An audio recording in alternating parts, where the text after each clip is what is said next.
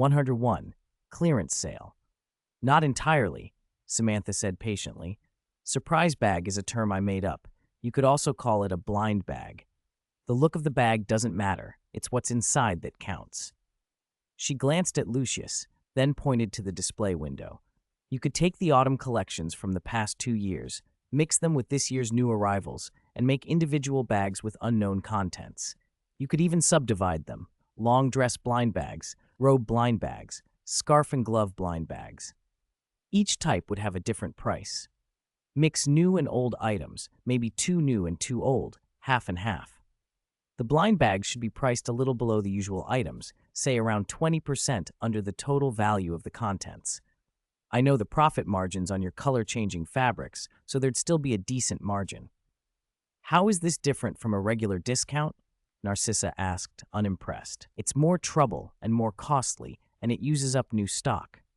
New stock that doesn't sell becomes old stock next year, madam, Samantha replied calmly. Our goal isn't to keep inventory, it's to turn it into cash. Wouldn't it be better to sell both new and old at once? If you can't see what's in the bag at all, will anyone buy them? Draco asked. I think that's the most appealing part of Sasha's surprise bags, Lucius said with feeling. If someone buys one and feels the price is fair and the items are good, they'll want to try more. If they buy a long dress blind bag, they might come back for a scarf and glove blind bag next. Yes, father, Samantha agreed. Lucius had a business mind. He understood things instantly. We must stop people from using scrying magic to cheat, and customers shouldn't be allowed to handle the bags freely. Hang them on the wall and have a shop assistant retrieve them when a customer chooses. Some people might buy one out of curiosity, Narcissa conceded, still skeptical. But if the same styles are on the shelves, why wouldn't they just buy directly? They could get exactly what they want without wasting money. Madam makes a very good point, Samantha said. You could also include blind bag exclusive items, displayed in the window but never sold individually. Only customers who buy blind bags would have a chance to get those especially beautiful clothes and accessories. There wasn't a foolish person in the Malfoy family. Samantha hadn't meant to mention exclusives at first, but the idea fit. Lucius beamed. Very good, Sasha. Very good. He rarely praised Samantha, especially not in front of Narcissa. Today was an exception. He patted her on the shoulder. How did you come up with all these ideas? Maybe I just have a lot of strange ideas in my head, Samantha said vaguely. I said whatever came to mind, so there might be gaps. You'll have to refine it later. These aren't strange ideas. They're very good, Lucius said, inwardly thinking. Is this the talent for business? Why didn't such a good talent get passed down to Draco? 102. Who to marry? It was a pity Samantha was a girl. Someday she would be married into another family. Before that happened, he wanted her to bring as many good ideas as possible to the Malfoys. At most, he could provide a generous dowry when the time came. Even if she married, it should be to someone who could help the Malfoy family and benefit Draco. Only with 2 families working together could Samantha's business talent continue to fatten the Malfoys' coffers. The Zabinis seemed interested in her and had a solid background, but that boy didn't take orders well from Draco. Lucius worried about both open and covert rivalry between them later on. Crabbe or Goyle were beneath consideration. An older suitor might work, so long as he wasn't too old. Walking alongside his family, Lucius's thoughts diverged into plans and worries, turning inward over Samantha's future. He kept coming back to the same conclusion. There wasn't a pure-blood match in their generation who was perfect for Samantha. Her lineage, looks, and intelligence were top tier, not to mention her business sense, if only her birth were more flawless. Samantha, once you start school, you must write home more often. Do you hear me? Lucius finally set down his scheming and addressed her directly. He added, if you have any business ideas, no matter how odd they seem, write them down and tell me. Yes, father, Samantha answered casually. He expected her to hand over ideas for free. Even Draco earned rewards for doing well. Lucius hadn't offered any compensation for the blind bag scheme, and now he wanted more work without reward. Samantha kept the thought to herself. Narcissa scowled. She has some cleverness in these matters, but it's only a few tricks. Draco, she continued, You must study hard when you start school. Aside from pointless things like divination and muggle studies, you must master every first-year subject. I don't demand you be top, but if you fall behind those muggle-born children—" Draco straightened at once. "Yes, mother." "And," Narcissa added, "you are the Malfoy family's only heir. You know how you should behave." "Of course, mother," he said. Then, almost shyly, he tugged at Samantha's sleeve. "We'll both behave." Samantha looked at him, surprised. She wasn't deaf to Narcissa's meaning. Those words had been a reminder to her son to always outshine the illegitimate daughter. But Draco, raised under his mother's influence, had still reached for her hand. That's best," Lucius said, pleased, and let the matter drop. The last month before school flashed by. Samantha and Draco packed trunks, tried on robes, previewed lessons, and fretted about the sorting. On September 1st, they pushed their luggage together through the brick archway onto the platform. Samantha's palms were slick with nervous sweat. A great, dark red steam engine puffed white clouds. The platform seethed with families and students, a swirl of different hair colors, heights, and pointed hats. Cats of every pattern sniffed at trunks, while owls flapped and hooted in their cages, adding to the cheerful chaos. Author's note: to this day, most readers have been so supportive and encouraging. I'm very grateful. Since I've focused on updates here, I've received many flowers, memberships, and kind reminders about posting and sorting comments. I'm happy and will do my best to update more. Besides member rewards and flowers, I hope everyone will leave comments and cosplay whatever you like. Thank you all. 103, Platform, Bonus Chapter. It's really... Draco's brow furrowed. Fortunately, we don't need to have owls. Our family's golden eagle is far superior. It would have been foolish to buy a pet. Samantha, however, didn't think that there was anything wrong with owls.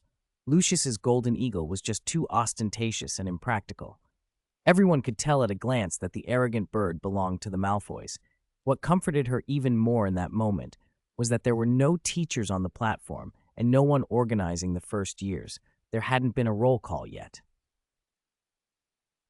The first few carriages were already full of students, some leaning out of windows to talk to their families, others clowning around on their seats.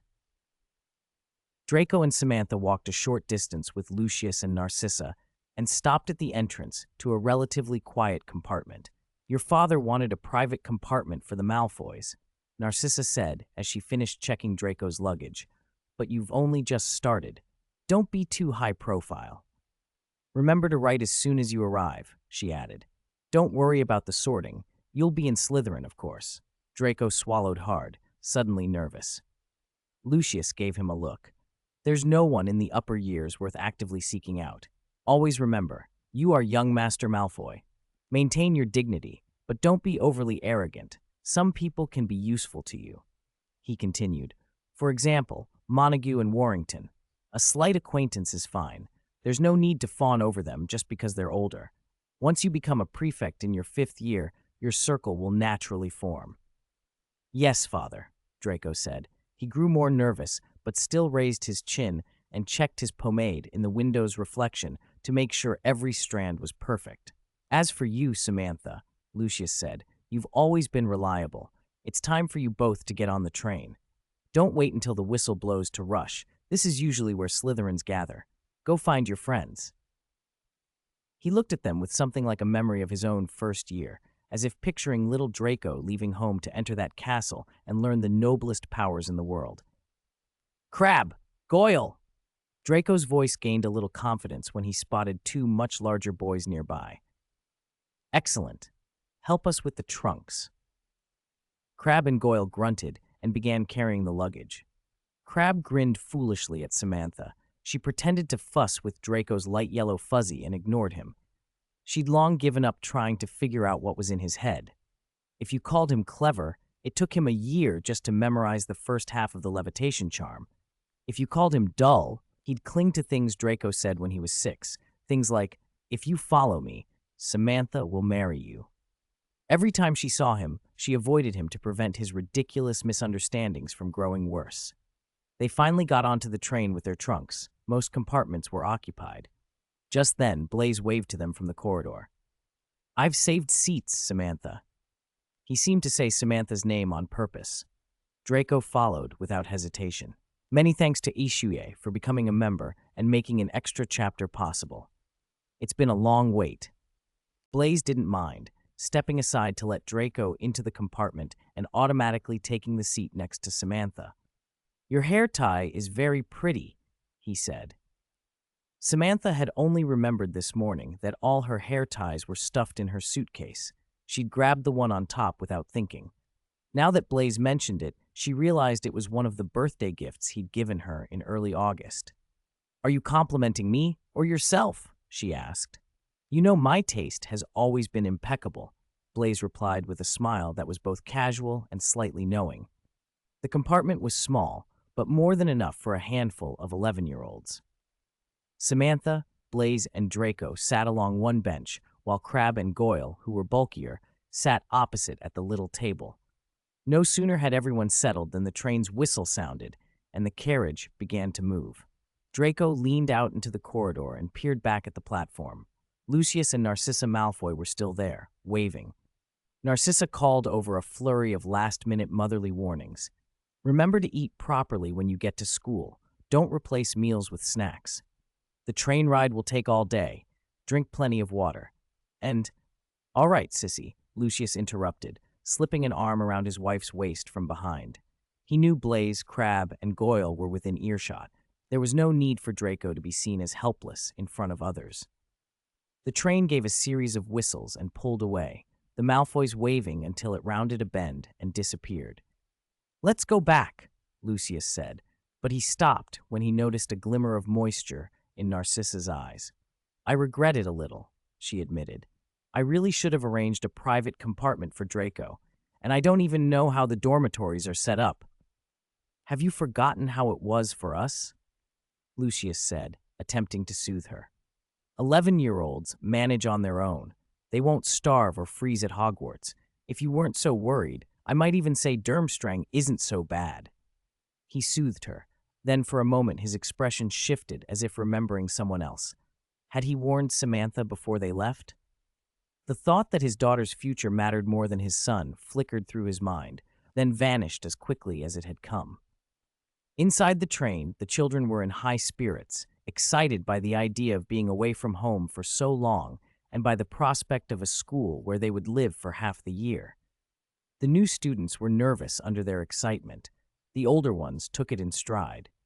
From the quiet compartment, they could still hear shouting, running, and random explosions of Weasley's wildfire whiz-bangs in the corridor next door. "Is it like this at school too? Doesn't anyone manage them?" Draco asked, peering briefly out the compartment door before closing it again. "Sure enough, it's those Gryffindors making all the noise," he added. "I saw the redheads from the Weasley family, the two identical ones." "There should be prefects," Blaze said with a dismissive smile, still holding a copy of History of Magic. "But you can't expect much from Gryffindor prefects. Maybe only animal trainers or monkey handlers could keep them in line. 105. Bedroom.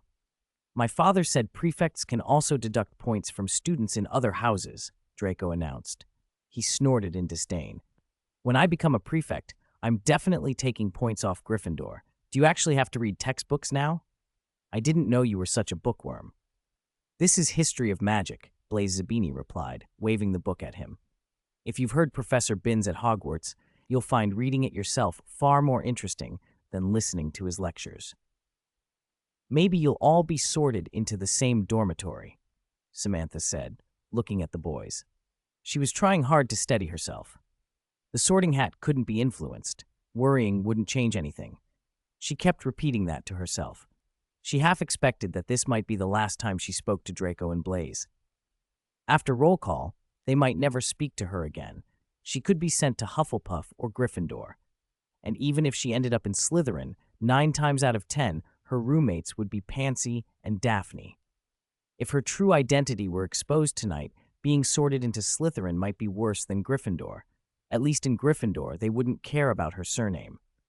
"That's true. The 4 of us plus Theodore makes exactly 5, Blaze said, counting on his fingers. "Do either of you snore?" Draco asked, staring at Crab and Goyle.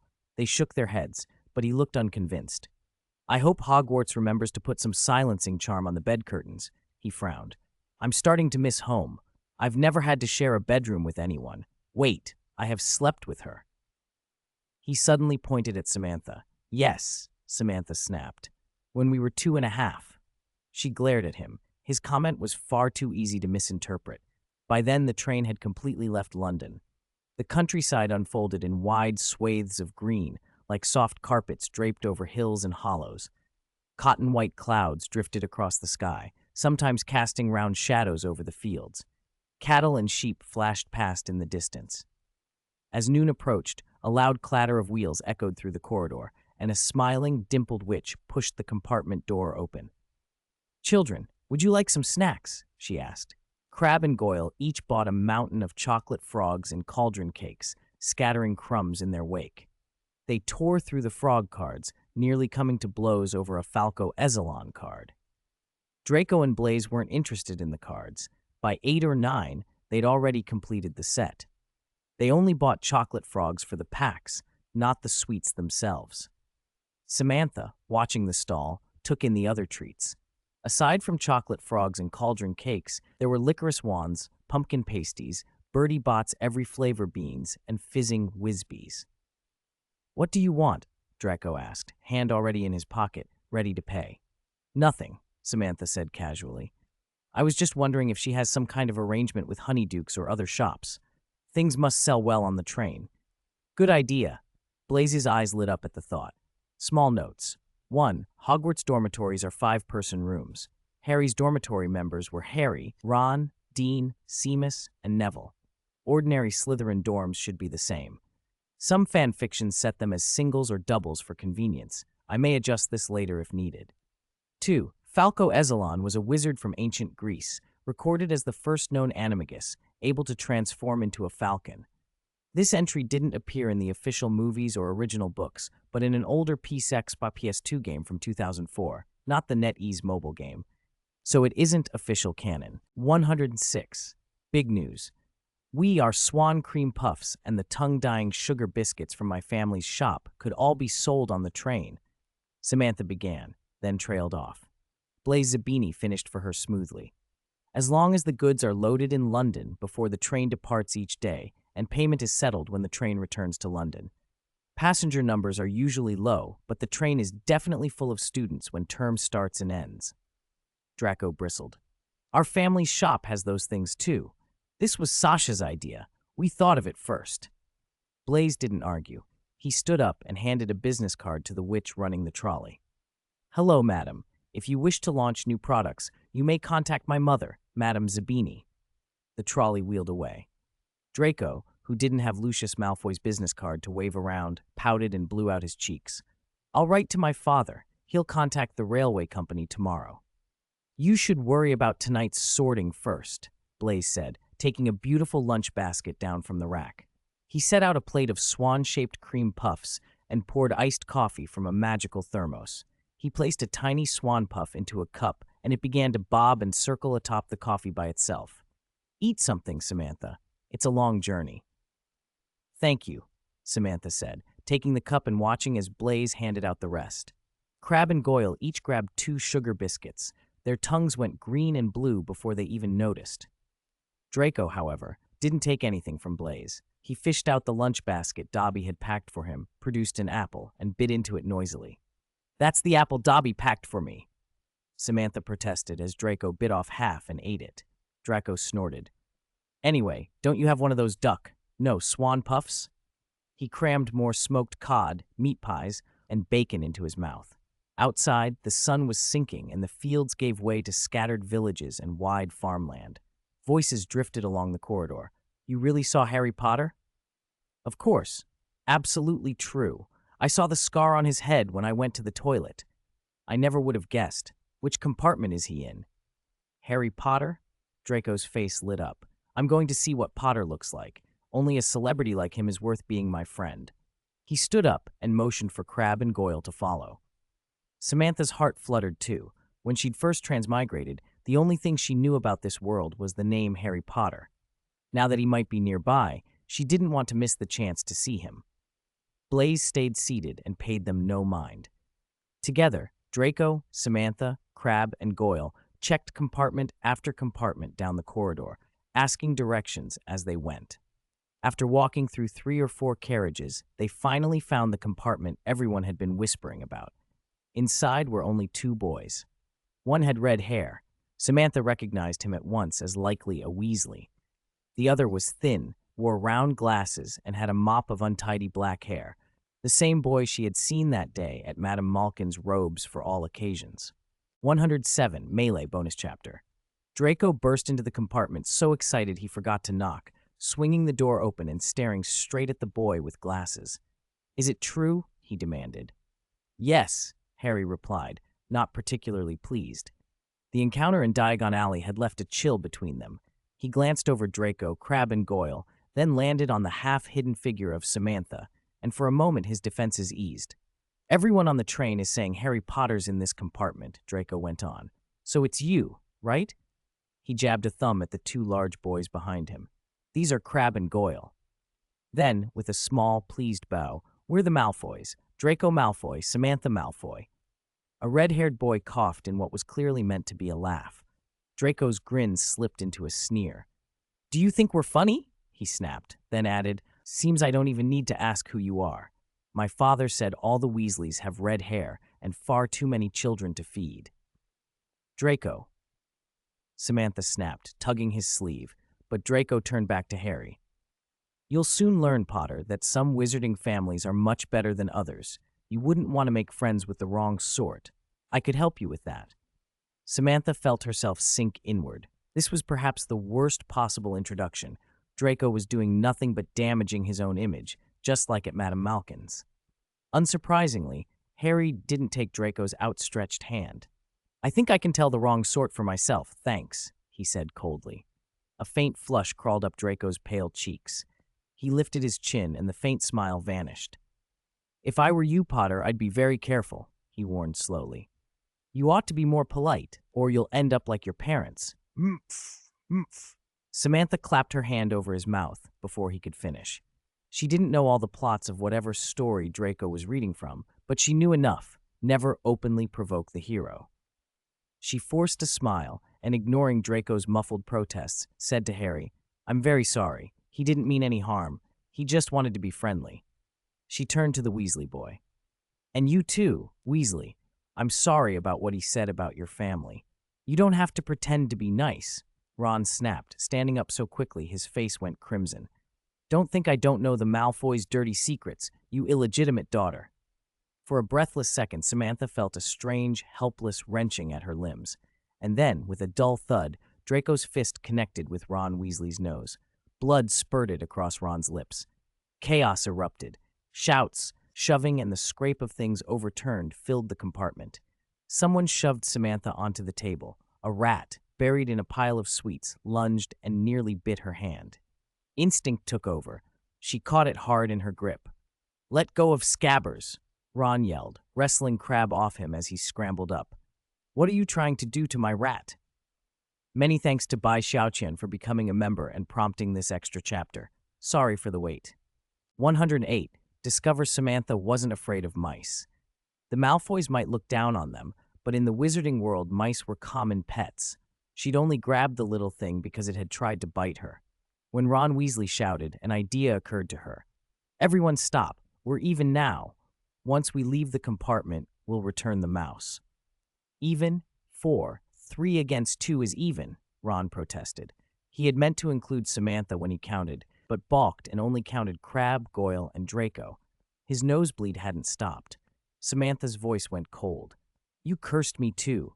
Does your mother know you go around calling other girls illegitimate out here?" She vaguely remembered seeing Mrs. Weasley in Diagon Alley a few years back. The woman was strict. The mention of his mother made Ron look away. The illegitimate daughter remark, though, nearly set Draco off again. "I said, everyone stop," Samantha snapped. She fixed Draco with a hard look, then swept her gaze over Harry and Ron. Crabbe and Goyle had already sulked out of the compartment. The mouse, its fur falling out in clumps, clung to her finger with its tiny front paws. The sight annoyed her. Who would choose a pet like that? She casually tossed the mouse toward Ron, then stopped. One of its front paws was missing part of a toe. The compartment door had already slammed shut, but Samantha stood frozen. A coincidence? A mouse missing a toe, the bitten finger. Peter Pettigrew. Could it be? If Pettigrew had really escaped back then, would he dare hide in a wizarding family? "What are you doing?" "Come on," Draco said, tugging at her arm. He was still angry and impatient, pulling the dazed Samantha along the corridor. Crabbe and Goyle mumbled something about the lavatory and drifted off, leaving the two of them alone. "Good thing you brought up the sorting," Draco muttered.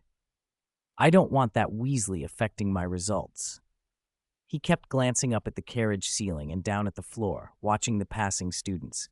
"They can't put me in Gryffindor or Hufflepuff because of this, can they?" Samantha didn't answer. Draco waved his hand in front of her face. "What are you thinking? Still mad? Don't worry, once the sorting's done, I'll write to Father. We'll make the Weasleys pay." "Huh, no." Samantha waved him off. "Don't worry about Weasley. I'm not angry. I'm just thinking." Before she could finish, Draco pulled her into an empty compartment and shut the door behind them. 109. Arrival. Draco even pulled Samantha down to squat by the door, putting a finger to his lips in a clear shh. Samantha mouthed, "What's wrong?" Draco's face went sour. "Pansy." A full minute ticked by before he dared to peek out again, and satisfied, nodded that Pansy had gone. Outside the train window, the light was fading. The sun set over the mountains, a ripe red persimmon on one side, the other already soaked in Prussian blue and deep purple. A pale moon rose slowly, like a heavy stone pressing against Samantha's chest. As night deepened and Hogwarts drew nearer, she couldn't stop thinking that the moment when everything might be discovered was coming. "The train will reach Hogwarts in 5 minutes. Please leave your luggage on the train. We will deliver it to your dormitories," a voice announced through the carriage. The boys tugged robes over their shirts and filtered out of the compartment, leaving Samantha alone with the 3 Slytherins. Draco breathed deep, nervous breaths and kept smoothing his already oily hair. Blaise fidgeted with his fingers, more tense than he'd shown before. Crabbe looked as if the chocolate frog he'd eaten might leap from his belly, and Goyle's face was white. Every first year was so jumpy that Samantha's own stiffness hardly registered. The train slowed and finally stopped. The compartment door opened into a rush of bodies. Damp, chilly air blew in, carrying the scent of woods. Lanterns swayed along the platform, and a booming voice cut through the night. "First years! First years over here!" The half-giant they'd seen in Diagon Alley, Hagrid, stood by the lantern, quickly spotting Harry Potter and launching into animated conversation with him. Draco sneered. "Honestly, isn't there anyone more respectable to welcome us?" he muttered. "Be grateful," Samantha said quietly. "At least we don't have to carry our own trunks." Crabbe and Goyle made a way through the crowd for her, and together they followed Hagrid down a slippery path with dark woods closing in on either side. Draco's low complaints and an occasional sniff drifted behind them like a thin fog. Hagrid suddenly swung around and called, "Just around this bend. You'll see Hogwarts." They rounded the turn and stopped. The castle unfurled before them in a single, breathtaking view. Towering turrets, countless windows, weathered stone walls, majestic and enormous.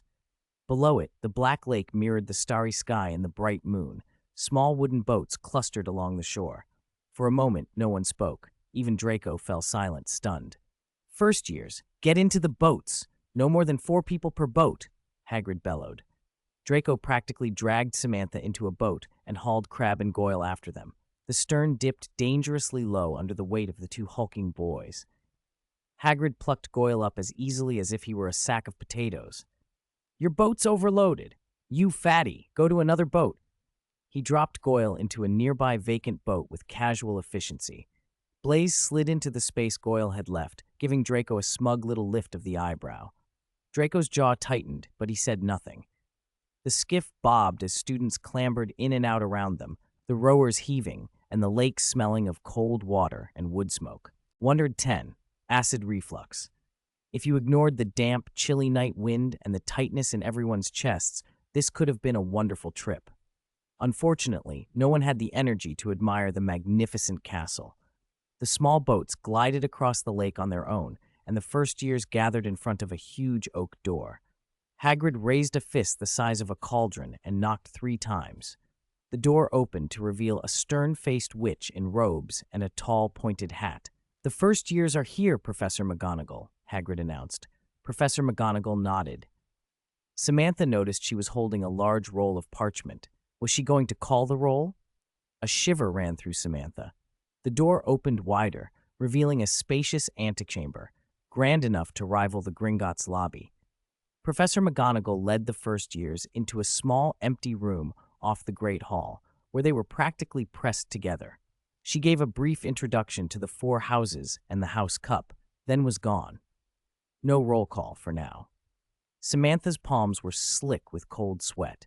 She was jammed between the wall and Draco, with Blaise right behind her. If anyone found out where she was, she wouldn't have a chance to slip away. McGonagall had said she'd take them into the Great Hall soon, but the wait felt long. Blaise Zabini talked more than before, clearly nervous. "Are we going to be tested in front of the whole school?" he muttered. "Maybe I shouldn't have been reading History of Magic on the train," he added. "I should have been brushing up on the Standard Book of Spells, Grade 1. A girl with very fluffy hair nearby was doing just that, quietly reciting every first-year spell from Miranda Goshawk.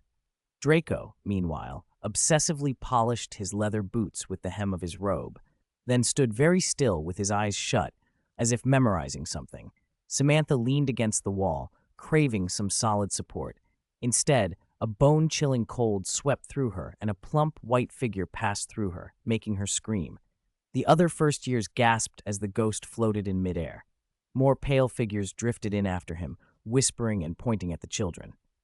"It's just ghosts," Blaise said, trying to sound calm, and squeezed Samantha's elbow in reassurance. "I know," Samantha whispered. "I've never seen one before. The Malfoys don't have anything like this in the house. Does your family?" Blaise shook his head. Before he could answer, Professor McGonagall returned, very much alive, and firmly sent the ghosts on their way. "Now, form a single line," she instructed. "Follow me."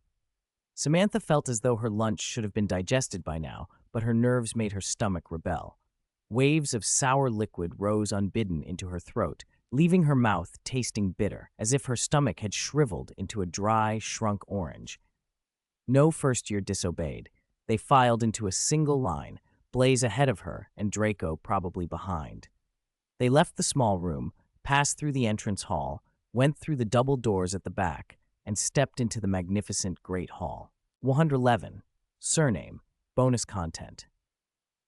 Even though Samantha had seen many lavish decorations in grand houses since childhood, she was still captivated by the Great Hall.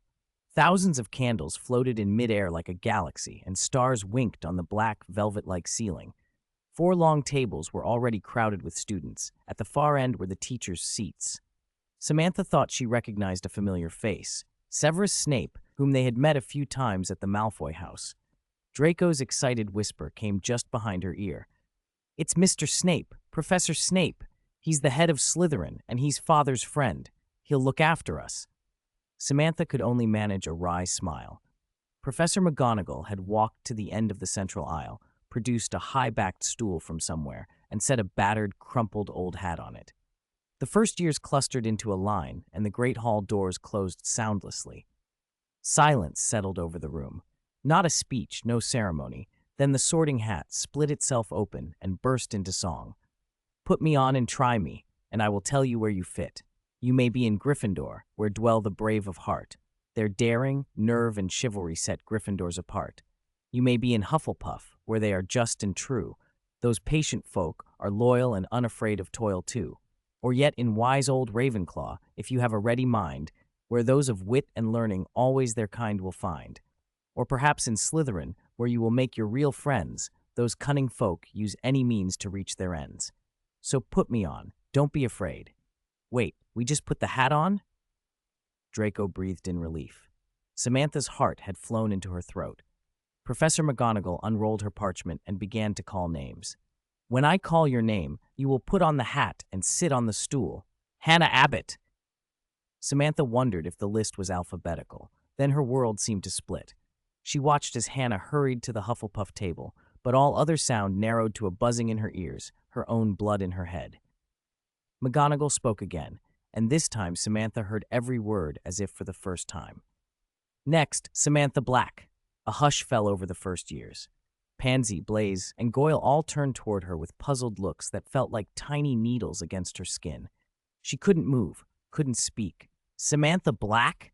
McGonagall called again, louder. Before anyone else could act, Draco stepped forward and dragged Samantha out of the line, pushing them both to the front. Professor, with all due respect, your list must be wrong. Black is my mother's maiden name. She's Samantha Malfoy. Our family name is Malfoy.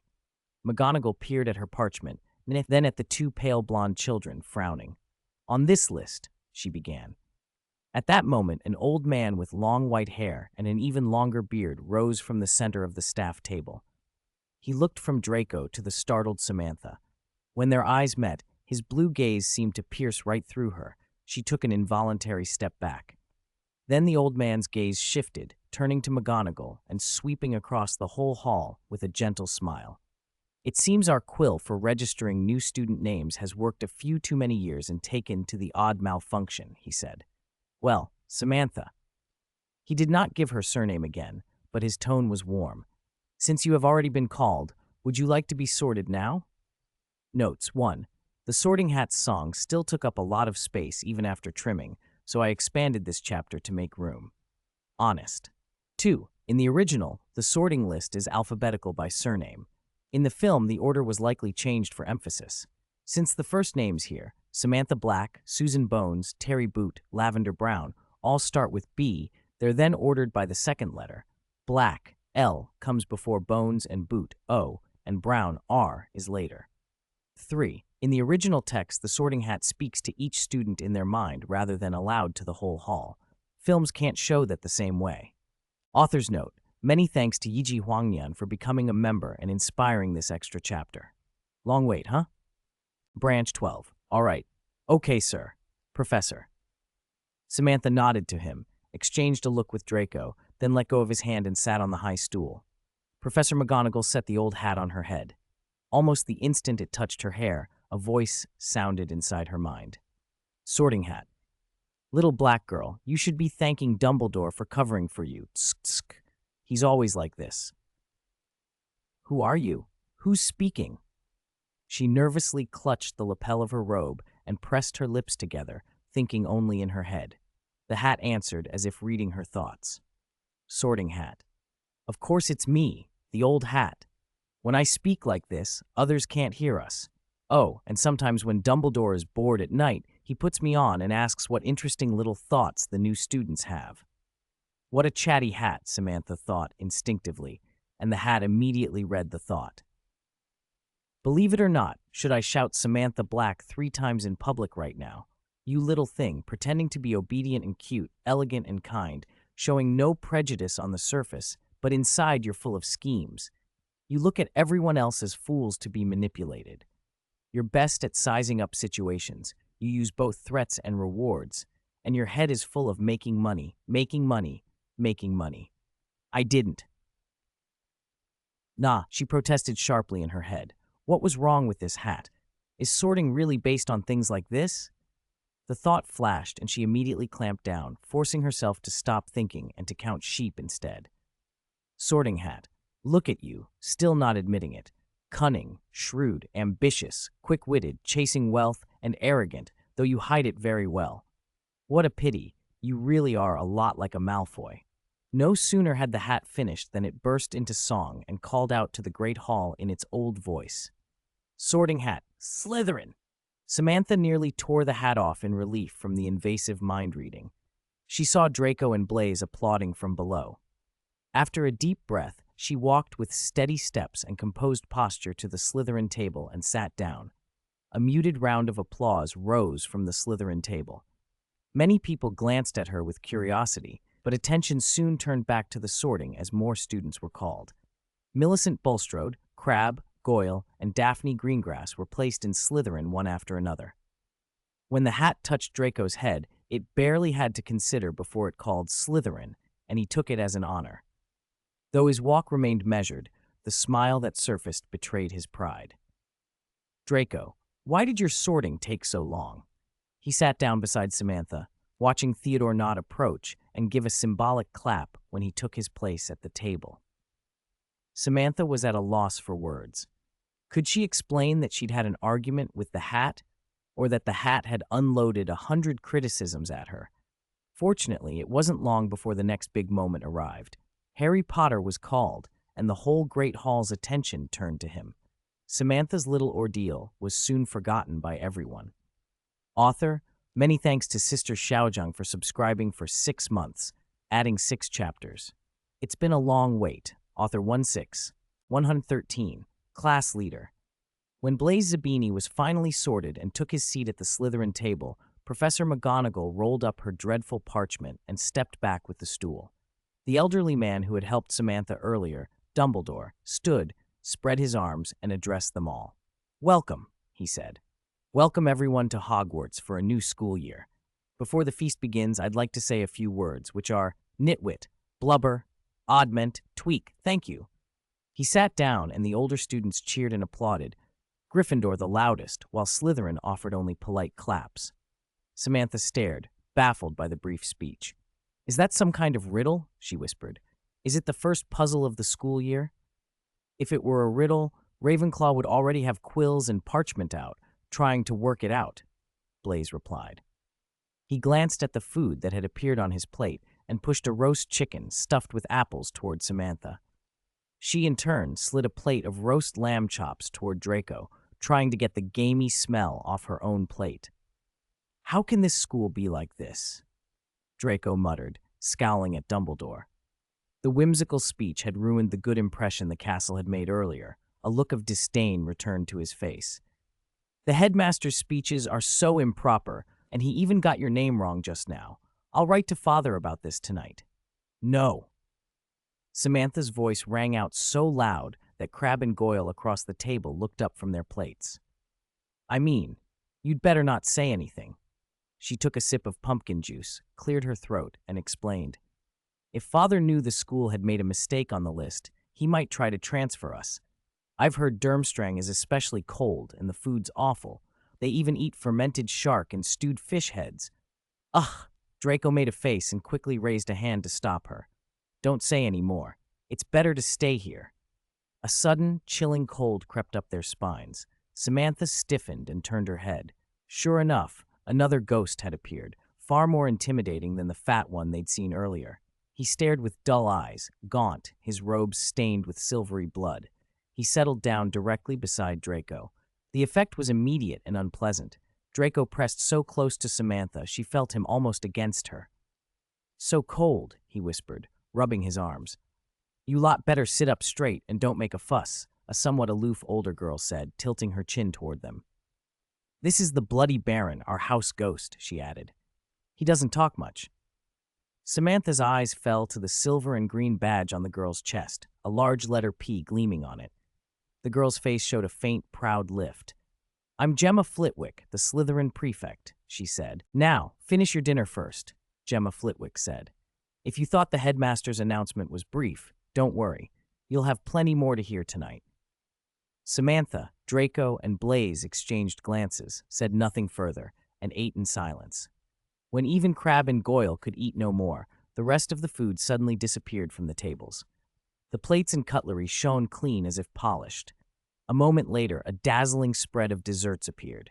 Treacle tart, cakes, jellies, syrup tarts, and pies. Samantha had been glad she hadn't filled up earlier. She allowed herself another half of an apple pie. She glanced around and spotted Snape speaking with a man wearing a large purple turban. Could he be Indian? She wondered. Blaise followed her look and said, "That's Professor Quirrell. He's teaching defense against the dark arts."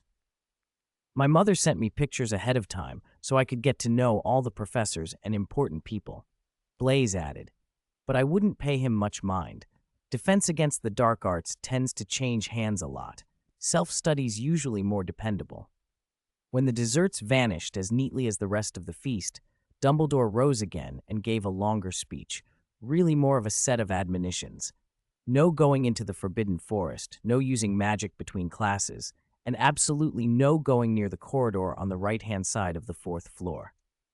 Samantha pretended to listen, but her thoughts had long since drifted.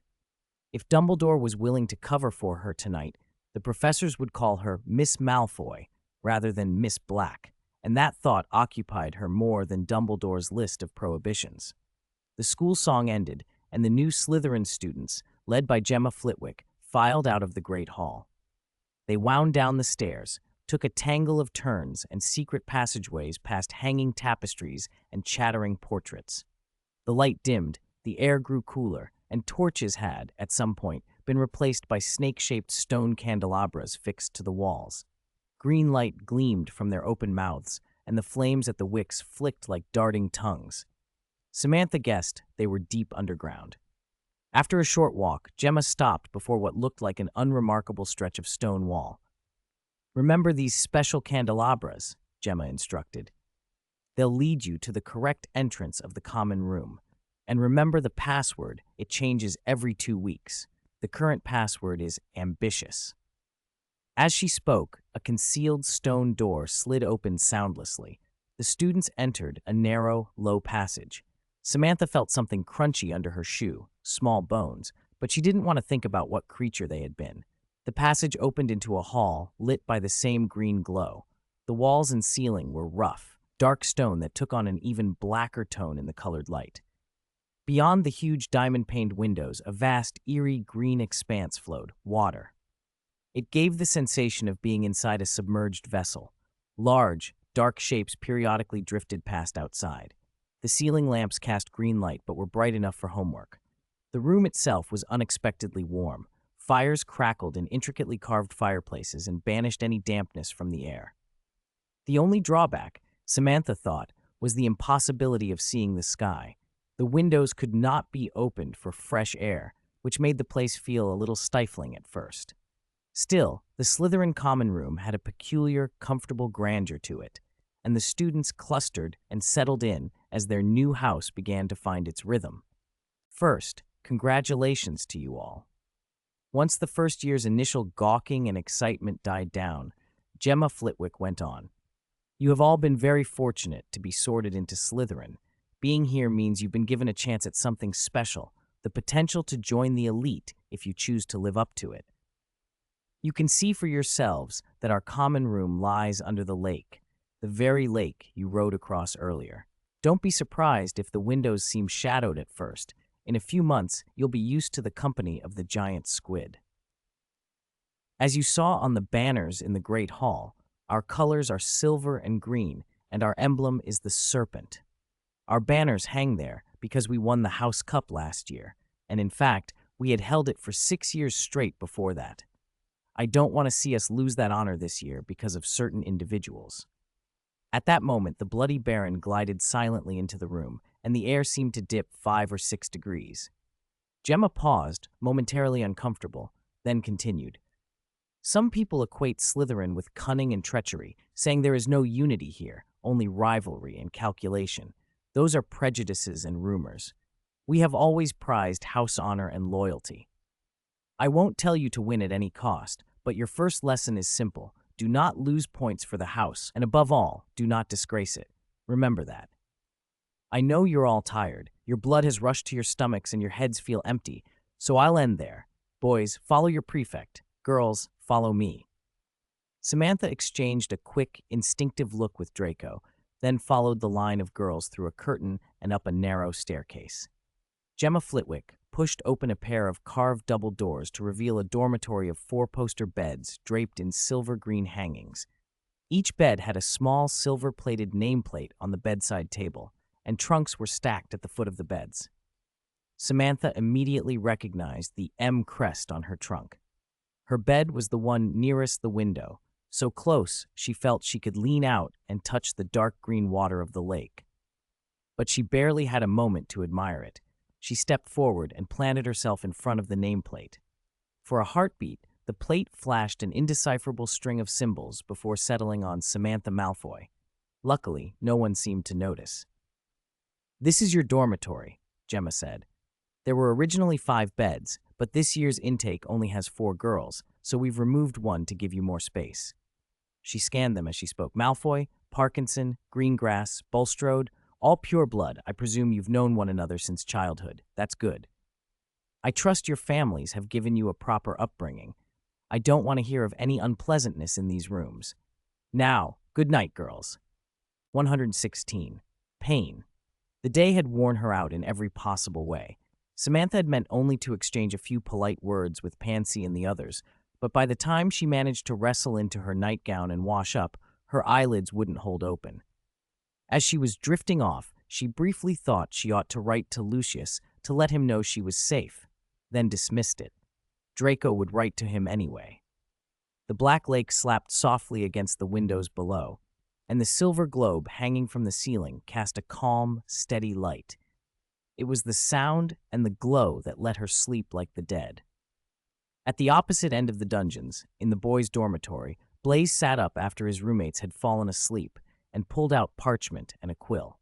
He propped himself on his pillow and wrote in a careful hand. "Mother, I have arrived at school and been placed in Slytherin. Everything is well." He added 2 short paragraphs, paused for a few seconds, then hesitated again before appending, "There is one thing I need your help to investigate." The first week of term was relentless. The days were interesting and full of new things, but Samantha felt permanently short of rest. The castle itself was a constant headache. Staircases that changed overnight, doors that led nowhere one day and somewhere important the next, trapdoors that snapped shut around an ankle without warning. No one could teach the routes in advance. Regardless of family or blood, every student had to learn the castle's moods by living in it. One Ravenclaw first year had spent an afternoon memorizing the positions of all the suits of armor, only to discover the next morning that the armor had secretly shifted overnight. He and his friends were crushed. Peeves didn't help. He delighted in tormenting first years, soaking them with water balloons, sending them tumbling down stairways, locking doors that had been open a moment before. Classes were another kind of trial. The new Slytherins had a basic run-through of spellwork, but herbology proved a particular sore point. Pansy ranted constantly about dirt under her nails and the smell of compost, indignant at the idea of doing what she called peasant work. "Let the Hufflepuffs do it," she complained, filing dead skin from her fingertips in the dormitory. "If I need herbs, I'll pay for them. I don't want to be digging in the mud and wrecking my manicure." "Isn't there a spell that does this for you?" she added. "Besides, we have hundreds of house elves, don't we?" Samantha watched and thought of the set of hand protectors Blaze had given her years ago. She'd meant to bring them and then completely forgotten where she'd put them. Daphne Greengrass lowered her book, 1,000 Magical Herbs and Fungi, and looked up. Lately, Daphne had taken to potions with a seriousness that bordered on reverence, and she didn't share Pansy's squeamishness. "Stop complaining," Daphne said quietly. "You're making it impossible for me to read." "I don't mind digging," she went on. "I heard Neville Longbottom is very good at it. Professor Sprouts already praised him twice." Millicent Bulstrode snorted. "Longbottom praised? That's a new one. I always thought his head was still stuck in his mother's skirts. They always said he was a squib." "Not every pure-blood boy is brilliant," Pansy sniffed, then, as if embarrassed by the conversation, turned to Samantha. "What time does Draco go down for breakfast tomorrow?" she asked, clearing her throat awkwardly. "If you want to eat with him, I can come down with you." "One is 17. Course, perhaps 7:30 or 8. We usually ate at 8 when I was at home," Samantha said. She shrugged, trying hard not to laugh. Pansy's thoughts were like coins at the bottom of a fountain, clearly visible through the water, though she herself seemed unaware. In the few days since school had started, Pansy's attitude toward Samantha had improved noticeably. Samantha had seen several thick books on Pansy's bedside table, far thicker than History of Magic, with titles like Becoming a Perfectly Elegant Pure-Blood Lady, The Autobiography of Ursula Flint, A Guide for the Virtuous Wife, Ensuring Your Husband Enjoys a Harmonious Family, How to Get Along with Your Husband's Sisters and Female Elders, Winning Over Family Members for Greater Success, The Accomplished Wife, Learning to Find Allies Within the Family, and all the nail kits. No wonder her luggage was the largest. The next morning, Samantha finished breakfast under Draco's mock, betrayed gaze and dove straight back into her studies. Blaze's warning about History of Magic on the train had been right. Professor Bin's class was practically hypnotic. Samantha fought to keep from yawning, finally distracting herself by imagining her own shop, brainstorming marketing plans, and calculating daily revenue and profit. The exercise kept her unusually alert. Her eyes were actually sparkling by the time the lesson ended, which even earned her a second glance from Professor Binns. The most nerve-wracking subject was transfiguration. It was the most complex, subtle, and dangerous branch of magic, and none of the private tutors taught it, so everyone started from the same place. Professor McGonagall proved to be exactly as stern as Samantha had expected, dignified, solemn, and unsmiling. In Slytherin's private lesson, no one managed to turn a match into a needle, so she assigned them an 8-inch essay for homework. Quirrell, whom they had expected to be interesting, was a disappointment. He smelled strongly of garlic and offered nothing practical.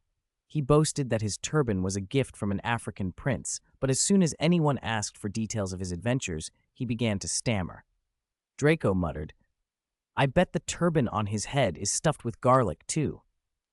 As soon as they stepped out of the classroom, Draco shoved his textbook into his black dragon hide satchel. "Instead of wasting time in classes like this, we might as well—" A ripple of whispers cut him off. "Did you see him? That's Harry Potter." "The one next to the redhead? Did you see his face?" Samantha followed the pointing fingers and saw Harry Potter and Ron Weasley coming down the opposite side of the corridor, clutching books. Draco snorted. "Humph. Potter, always hogging the spotlight. Weasley is just riding his coattails. He'll probably cling to the savior his whole life." He ground his teeth, still carrying a grudge from the incident on the train. "Refusing and humiliating a Malfoy, they'll pay for that," he added. Samantha replied coolly, "You can't win everyone's affection and respect. Not even Dumbledore manages that." She thought, privately, especially after what you said on the train. But she kept that to herself. And with Harry Potter as popular as he is right now, provoking him isn't wise, she added. A small note. The movies changed many details from the original book to give other young actors more screen time and to heighten dramatic conflicts. In the first book, Chapter 9, Gryffindor and Slytherin did not share nearly as many lessons. In particular, Transfiguration was not attended by other houses in the first year. Harry and Ron were not late for their first class, and Professor McGonagall's demonstration of changing into a cat didn't occur until the third year. For accurate details about the first-year curriculum, please consult the original book, Chapter 9. As written there, the two houses only commonly shared potions, care of magical creatures, defense against the dark arts, and short courses like flying and school-wide subjects such as apparition. If there are other discrepancies, a hint would be appreciated. 118. Make a deal. She had hoped for less trouble, just a quiet week and a chance to catch up on sleep over the weekend. Instead, Draco announced at dinner, cheerful and commanding all at once, "By the way, breakfast is at 7:30 tomorrow morning." Then he turned on her, eyes narrowed. "If you tell Pansy again, I'll—" He paused for dramatic effect. "I won't share the Honeyduke's gift my father sent you. It has 6 kinds of candied apples." Samantha threw up her hands in mock surrender. "Oh, I'm so scared." Draco waved a sheet of paper in front of her. "And Father's letter. It seems to mention your blind bags. Are the sales really that good?" "They're called surprise bags, or blind bags." "Let me see the letter." Samantha lunged for it, but Draco leaned back against the wall and pinned the paper between his back and the stone. "You must promise you won't use me to solidify your roommate relationships from now on." And then he said, "Who was the one who used me to win over his followers when he was 6? Samantha snapped. Draco made a show of extending the letter out the window, as if to toss it. Samantha sighed. "All right, deal." Never mind, she thought. No point arguing with a child. She could write to Lucius and ask properly, but she was too lazy to choose her words carefully. Lucius had already put her idea for the blind bags into motion back in early August. After the first eager customers bought them, the format gradually caught on in early September. Samantha expected the trend to keep growing, but she hadn't had time lately to check Lucius's profits. On Thursday night, all the first-year Slytherins were still in the common room reading late. They had their first potions class with Dean Snape on Friday. Pansy Parkinson stifled a yawn, though doing so made tears well in the corners of her eyes. "I give up," she complained. Sleeping after 11 is disastrous for the skin. I don't think Professor Snape would be harsh on students from his own house." Blaise Zabini shrugged. "Professor Snape always shows a slight bias towards Slytherin. Between Theodore and Daphne, I doubt tomorrow will be too difficult. We might even get extra points." Theodore nodded. Daphne sat beside him, still copying tiny notes into her book. Draco, however, didn't agree. "The professor will look after us, yes, but that doesn't mean he'll let us embarrass ourselves in public." He went on more directly. "Especially since tomorrow we're in class with Gryffindor. If they answer a question we can't." The unfinished thought was enough. Hands and feet seemed to chill. Even Pansy snapped her book open and read intently again. The potions classroom the next day wasn't far from the common room. It was also in the dungeons. Shelves of glass jars lined the walls, each containing something unsettling, suspended in clear or murky liquid. Samantha glanced a few times and then looked away. She didn't want to know which animal part belonged to which creature. More intimidating than the jars, though, was their instructor, Dean Severus Snape. The man inspired a hush even among Slytherin students. Even if they trusted he might favor his own house, who would dare to be careless in front of him? 119. Hatred, bonus chapter. Samantha had never believed that Snape and Lucius's friendship extended to her, an illegitimate daughter. Draco could enjoy privileges when Lucius was present that had never been possible for her. Ever since she could remember, when Snape visited the Malfoy household, his hollow black eyes, like twin tunnels, would sweep over Samantha and make her shiver inwardly. She had worried the small incident at the sorting ceremony might be reported to Lucius, but Snape apparently had more important things to attend to. Lucius's recent letters had shown no sign that anything had been mentioned. Like Professor McGonagall, Snape had that same terrifying authority that kept a classroom in perfect order. When he entered, he began with the roll call. His low voice deliberately paused on the name Harry Potter, lacing the simple phrase with an unexpectedly sharp edge of sarcasm. "Potter," Snape said slowly, "our new celebrity." Draco couldn't help bursting into a laugh, hand flying to his mouth as he looked over his shoulder. Samantha jabbed him in the ribs, but Snape showed no displeasure at the noise. If anything, he seemed pleased to have Potter the subject of ridicule. "Look," Draco murmured in a smug whisper close to Samantha's ear, "Professor hates Potter, just like me." Snape launched into an exacting introduction to potions, but Samantha's mind drifted to a fragment of memory from when she'd been very small. Fortunately, or rather, unnaturally, her soul had come from another world, and she had consciousness and memories almost from birth. Those memories hadn't let her miss certain crucial details. She remembered that it had been Snape who had brought a prophecy to the Dark Lord, a chain of events that had led to the ruin of Harry Potter's family. If that was true, it explained Snape's hatred. But why such intensity? Harry had not died, and in some strange, unfathomable way had become the one who toppled the Dark Lord. Samantha didn't believe Snape was a fanatic like Bellatrix. Could he still be obsessed with the Dark Lord now? It seemed unlikely, given that he worked at a school under Dumbledore's roof. Before she could untangle the thought, Snape turned his attention and asked, abruptly, "Potter, what would you get if you added powdered asphodel root to an infusion of wormwood?"